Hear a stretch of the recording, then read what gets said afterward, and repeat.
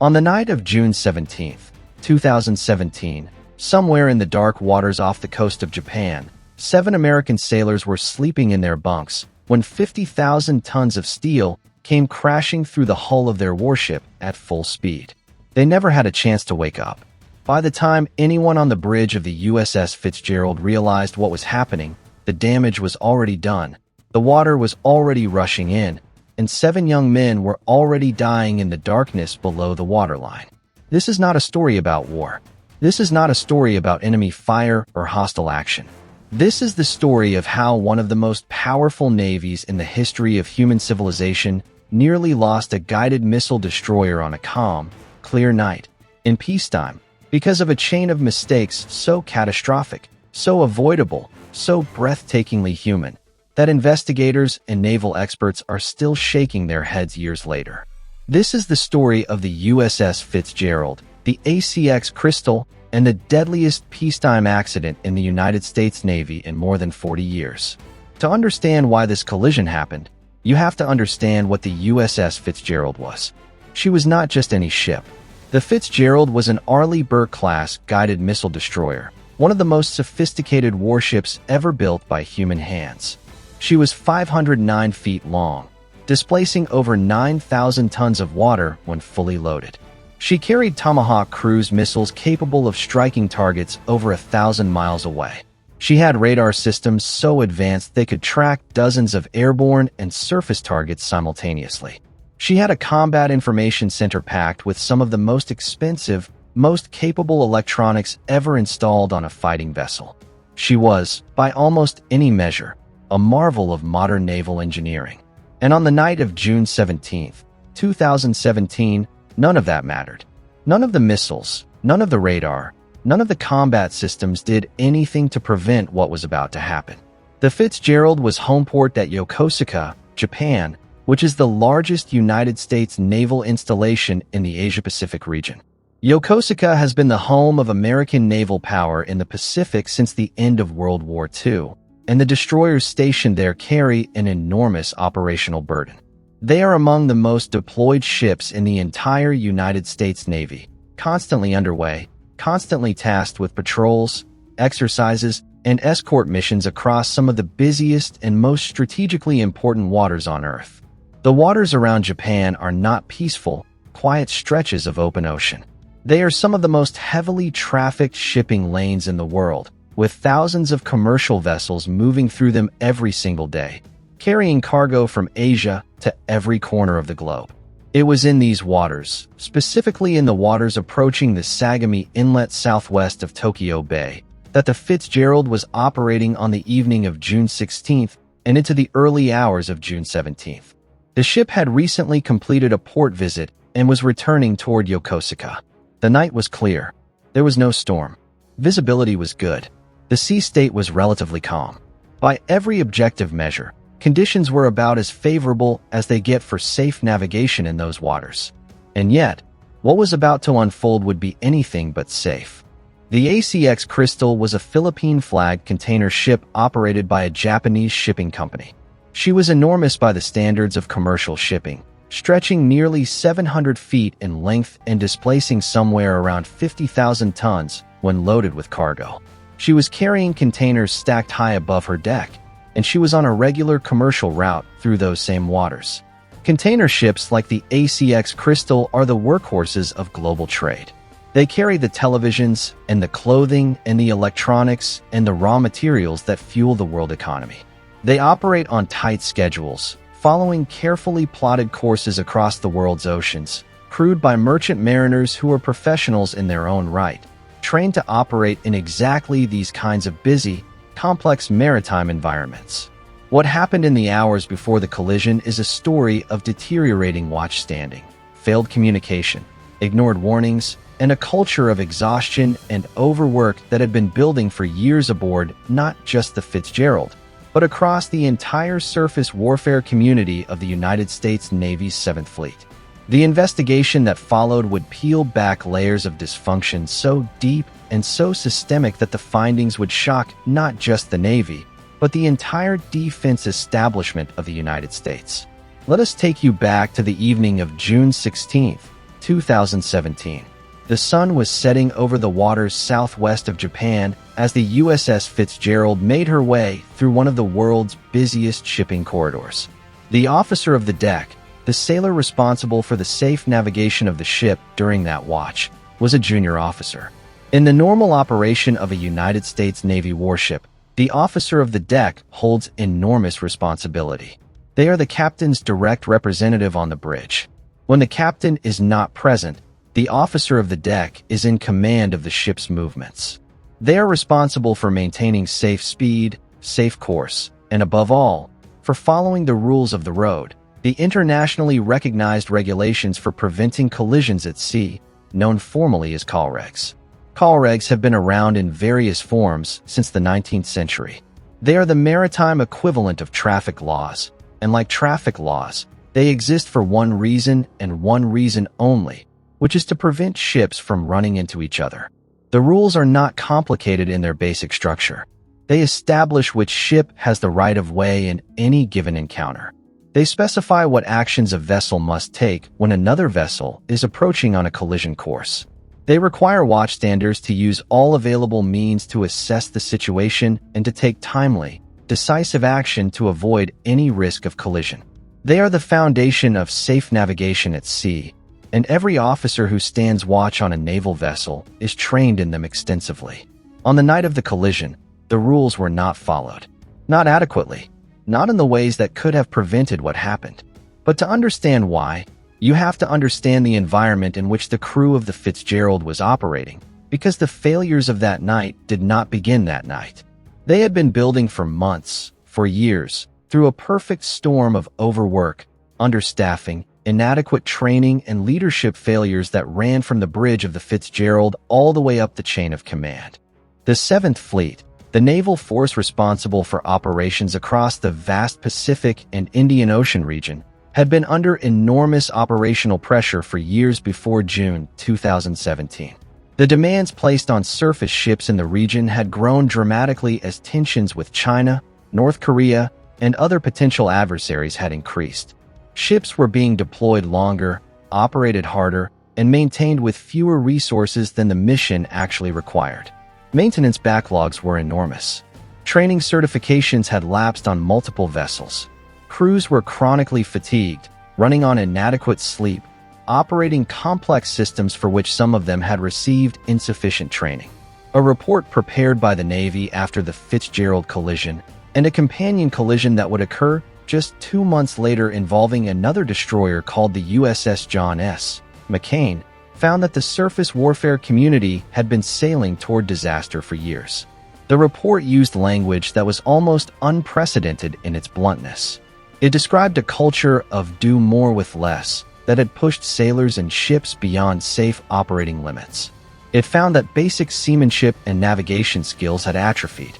It documented a pattern of watchstanding practices that would have been unacceptable even on a much less capable vessel. The Fitzgerald disaster was not a bolt from the blue.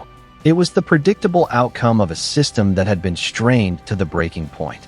But return now to that bridge on the night of June 16th and 17th. As the Fitzgerald moved through the shipping lanes, the ACX Crystal was also making her way through those same waters. The two vessels were converging. Their tracks were on a course toward a fatal intersection. On a properly manned and properly functioning warship, this would have been detected early. The radar systems aboard the Fitzgerald were perfectly capable of tracking the Crystal's movements. The electronic chart systems could have projected the tracks forward and shown, with mathematical precision, where and when the two vessels would meet. The watchstanders on the bridge had all the tools they needed to see what was coming. What happened instead was a failure of watchstanding so profound that even now, years later, it reads almost like fiction.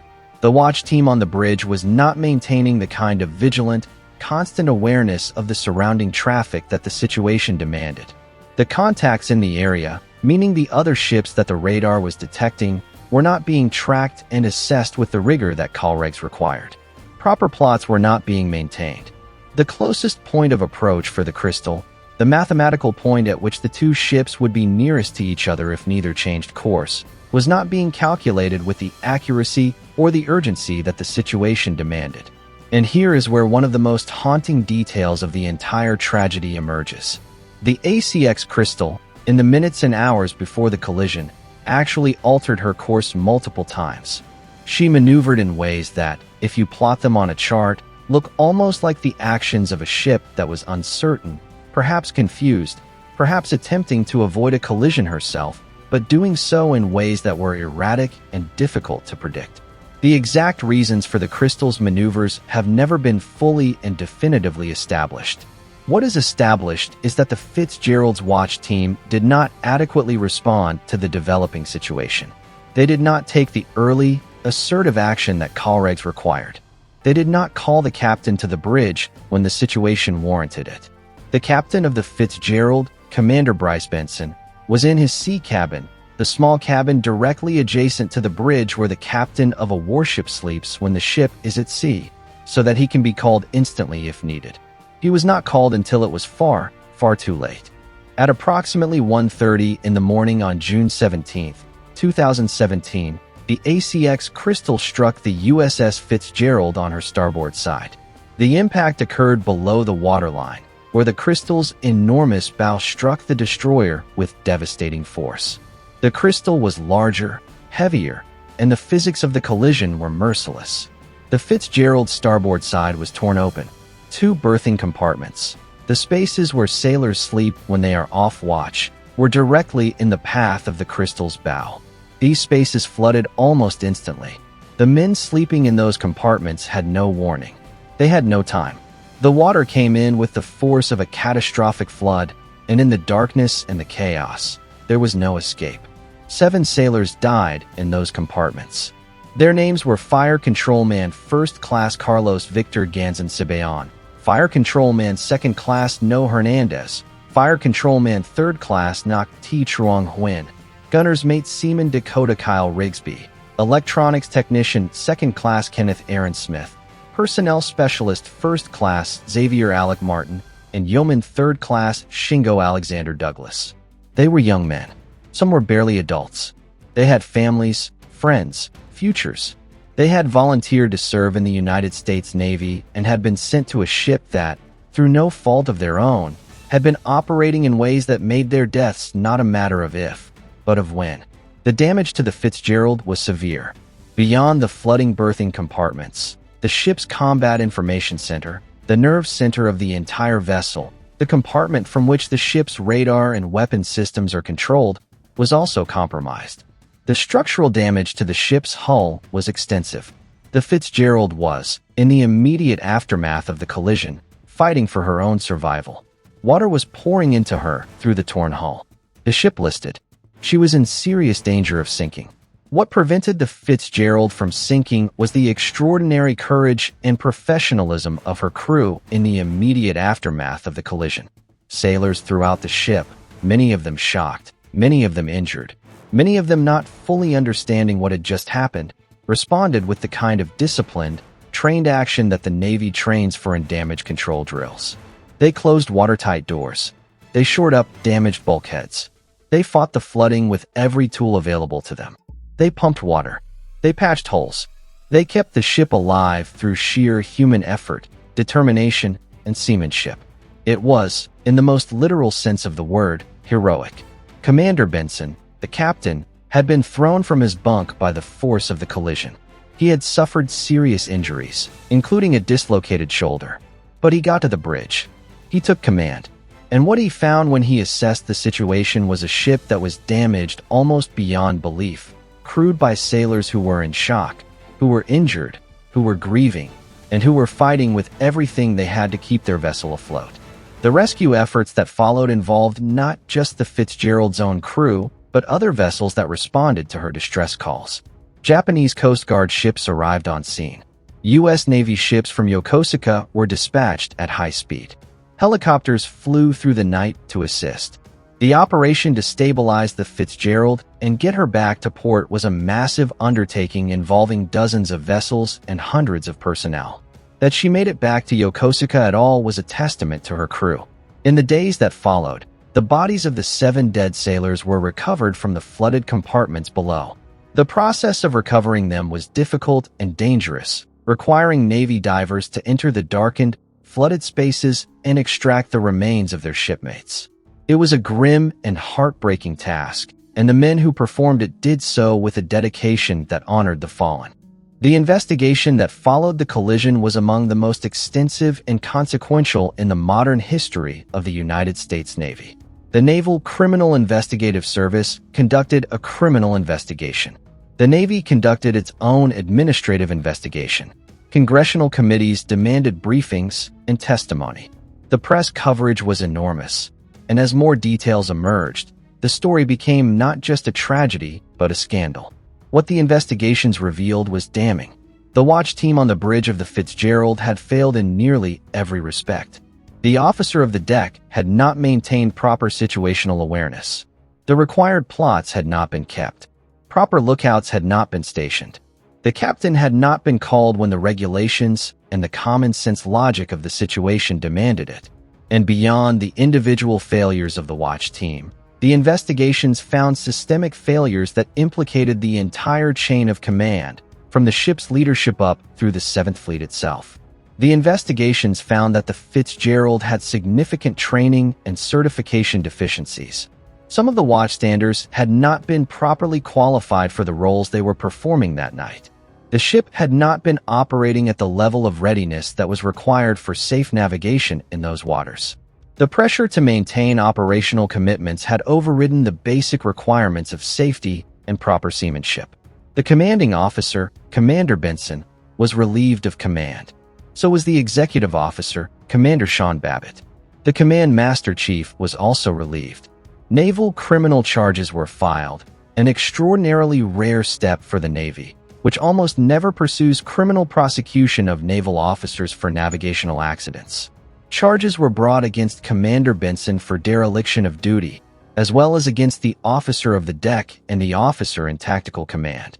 The legal proceedings that followed would drag on for years and would ultimately result in outcomes that left many observers, including the families of the dead sailors, frustrated and without the full sense of accountability they had sought. But perhaps the most significant consequence of the Fitzgerald collision was what it triggered in terms of the Navy's broader examination of itself. The collision followed just 2 months later by the equally catastrophic collision of the USS John S. McCain with the tanker Alnick MC, which killed 10 more sailors, forced the Navy to confront truths about the state of its surface fleet that leadership had been reluctant to acknowledge. The comprehensive review that the Navy conducted in the aftermath of both disasters documented a surface warfare community that was, in many respects, broken. Operational tempo had increased dramatically over the preceding decade while resources, manning, and training had not kept pace. Ships were being sent to sea undermanned, with crews that had not received adequate training for the environments they were operating in. The pressure on commanding officers and their crews to meet operational commitments had created a culture in which raising concerns about readiness was professionally risky. People who pointed out problems were not always welcomed. The can-do culture of the Navy, which is genuinely one of its great strengths, had in this context become a dangerous liability, a way of papering over serious deficiencies until those deficiencies produced catastrophe. The Navy's response to these findings was significant. Resources were reallocated to the surface fleet. Training requirements were revised and strengthened.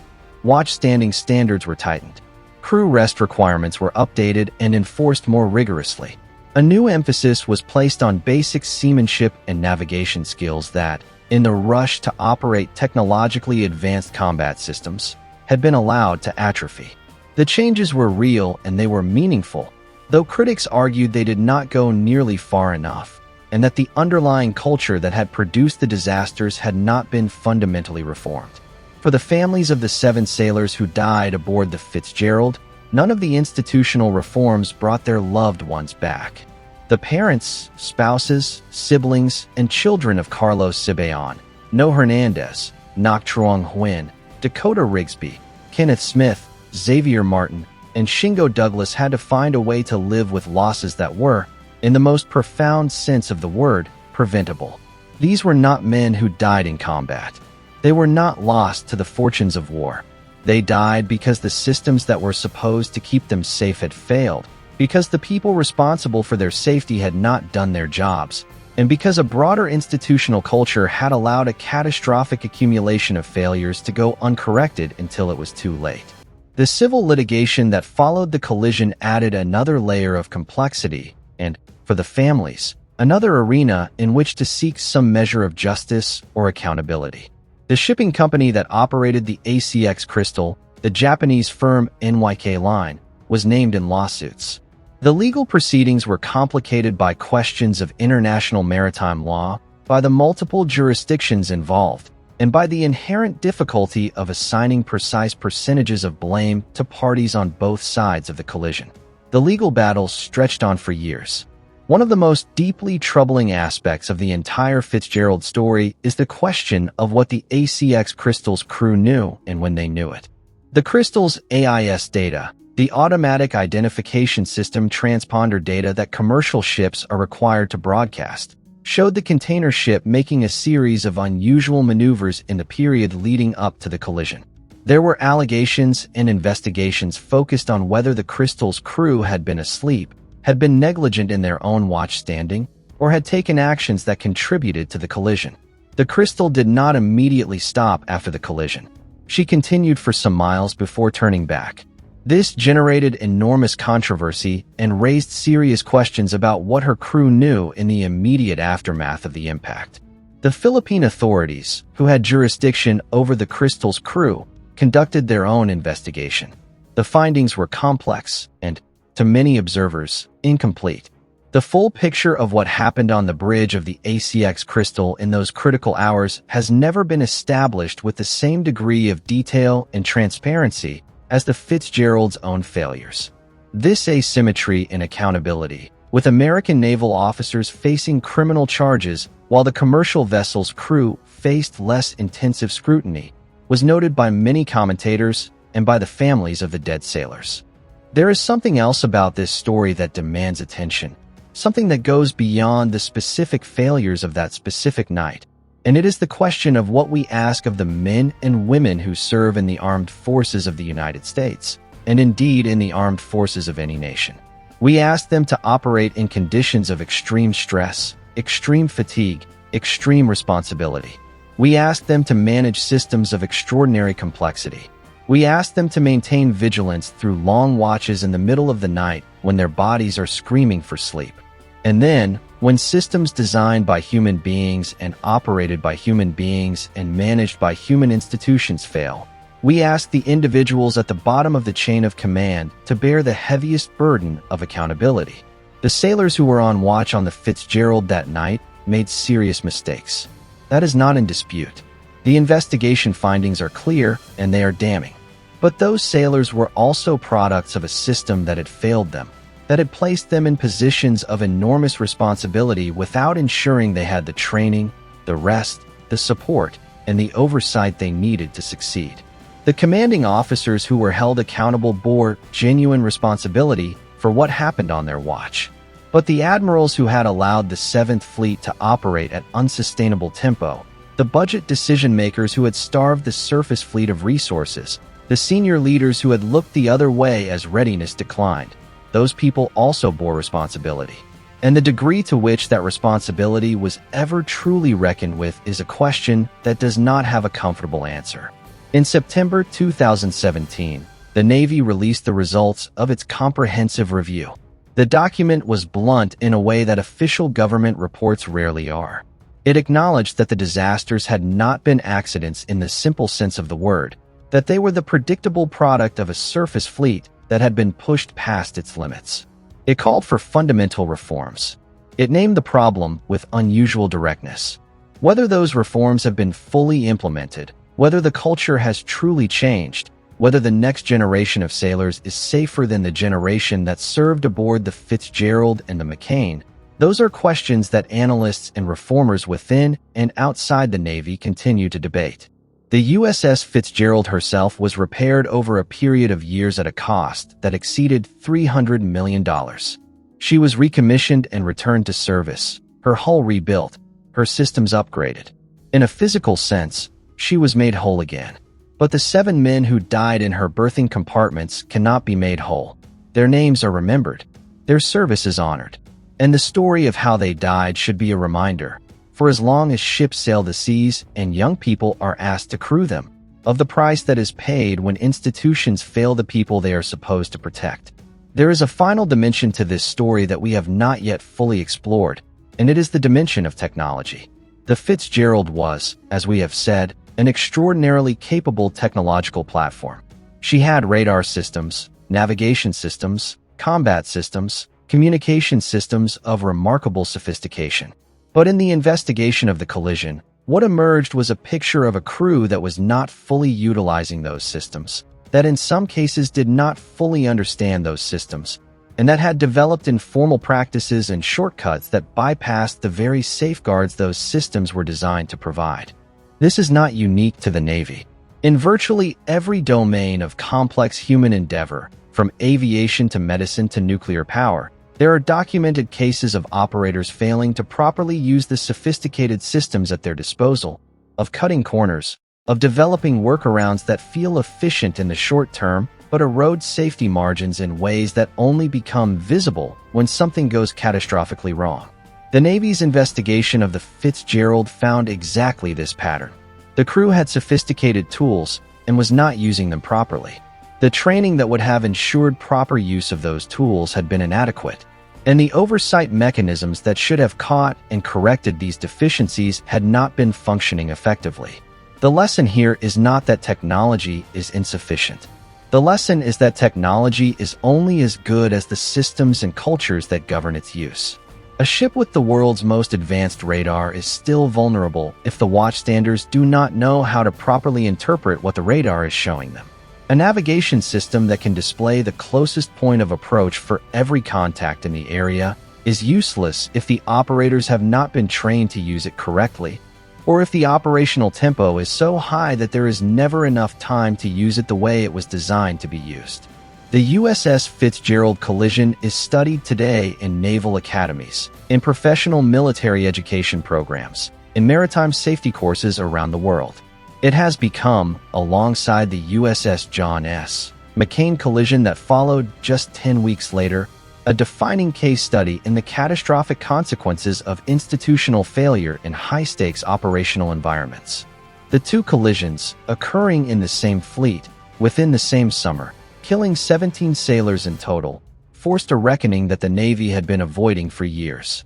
For those who study military history and naval history, the Fitzgerald story sits alongside other great catastrophes of the sea, not as a tale of the enemy's power or the storm's fury, but as a tale of human failure and human courage in equal measure. The failure that led to the collision, the courage that kept the ship alive afterward, the failure of an institution to properly care for its people, the courage of investigators and reformers who told hard truths.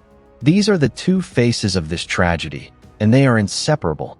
As we approach the end of this story, let us return one more time to those 7 young men sleeping in their bunks in the early hours of June 17, 2017. They did not know what was coming. They could not have known. They were trusting, as all military personnel must trust, that the systems above them and around them were functioning as they were supposed to, that the watch was being kept, that the rules were being followed, that the institution they served was living up to its responsibilities to them. That trust was betrayed, not by malice, not by cowardice, but by a slow and grinding accumulation of failures, small and large, institutional and individual, that built over years into the catastrophe that took their lives. The United States Navy has made changes in the years since 2017. More resources have been directed to the surface fleet. Training standards have been strengthened. There is greater emphasis on watchstanding discipline and basic seamanship. The hope, the genuine hope, is that those changes are real and lasting, that the lessons of the Fitzgerald and the McCain have been truly internalized, that the young sailors serving today in the waters off Japan and throughout the Pacific will be better served by their institution than Carlos Cibeon, No Hernandez, Ngoc Truong Huynh, Dakota Rigsby, Kenneth Smith, Xavier Martin, and Shingo Douglas were served in June of 2017. But hope is not certainty, And history tells us that institutions have a tendency, over time, to revert to old patterns, to allow old complacencies to creep back in, to trade long-term safety for short-term operational convenience. The price of genuine safety, in any high-stakes domain, is eternal vigilance, not just the vigilance of the watchstander on the bridge, but the vigilance of the institution itself, the constant willingness to examine itself honestly, to hold itself accountable, and to prioritize the welfare of the people it sends into harm's way above all other considerations. That is the final lesson of the USS Fitzgerald. It is a lesson written in water and steel and the lives of 7 young Americans who deserved better. May their names be remembered. May their story be told. And may the Navy, and every institution that asks people to accept danger in its service, never forget what it owes to the men and women who carry out its missions. Now let me ask you something directly, because this question matters and it deserves a real answer from you. If you were the Secretary of the Navy in 2017, if you had been handed the investigation report and you could see the full picture of institutional failure that led to those 7 deaths, what would you have done differently? Not just the punishments, not just the personnel changes, but the deep structural reforms. What would you have changed? And do you believe that the changes the Navy actually made were enough? Leave your answer in the comments below. The families of these 7 sailors deserve a world that takes this story seriously. Share this video with someone who needs to understand what real institutional failure looks like. And if you believe that the stories of the men and women who serve deserve to be told honestly and completely, hit that subscribe button, because there are many more stories like this one waiting to be told.